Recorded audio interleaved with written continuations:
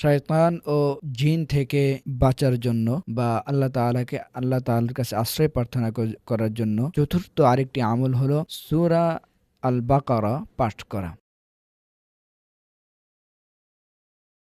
সহিহ হাদিস হযরত আবু হুরায়রা রাদিয়াল্লাহু তাআলা আনহু থেকে বর্ণিত, রাসূলুল্লাহ সাল্লাল্লাহু আলাইহি ওয়াসাল্লাম বলেছেন, লা তাজআলু বুয়ুতাকুম মাকাবির ওয়া ইন্নাশ শাইতান ইয়ানফিরু মিনাল বাইতিল্লাযী তুকরাউ ফীহি সূরাতুল বাকারা। তোমরা তোমাদের ঘরগুলোকে কবরস্থানের মতো বানিও না। নিশ্চয়ই যে ঘরে সূরা আল বাকারা পাঠ করা হয় সে ঘর থেকে শয়তান পালিয়ে যায়। সুতরাং যদি আমরা নিয়মিত সূরা বাকারা পাঠ করতে না পারি, অন্ততপক্ষে সূরা বাকারার যে অডিও আছে সেই অডিওটা আমরা চালাবো। আমরা আমাদের অভিজ্ঞতার আলোকে এটা দেখেছি যে সূরা বাকারার অডিও যদি কোনো ঘরের মধ্যে চালানো হয়, ওই ঘরের মধ্যেও আল্লাহ তাআলার মেহেরবানিতে কোনো শয়তান বা কোনো জিন প্রবেশ করতে পারে না। ৫ নম্বর, জিন ও শয়তান থেকে আশ্রয় প্রার্থনা করার জন্য পঞ্চম আমল হলো সূরা আল বাকারার শেষ ২ আয়াত পাঠ করা। হযরত আবু মাসউদ আল আনসারী রাদিয়াল্লাহু তাআলা আনহু থেকে বর্ণিত,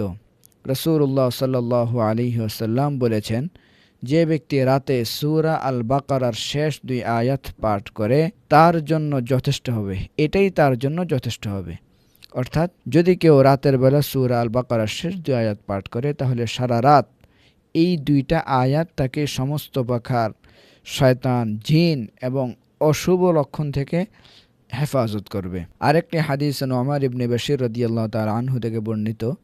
ওই হাদিসের মধ্যে বর্ণিত হয়েছে, নবী করিম সাল্লাল্লাহু আলাইহি ওয়াসাল্লাম বলেছেন, আল্লাহ তাআলা আসমান জমিন সৃষ্টি করার ২০০০ বছর আগে একটি কিতাব লিখেছেন। সেখান থেকে ২টি আয়াত নাজিল করেছিলেন যেগুলো দিয়ে সূরা আল বাকারার শেষ করা হয়েছে।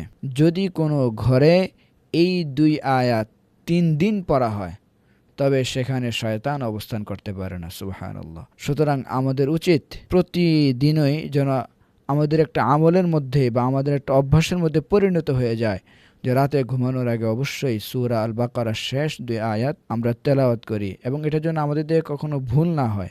এত গুরুত্বপূর্ণ একটি আমল। আল্লাহ তাআলা যেন আমাদের সবাইকে করার তৌফিক দান করেন। আমিন।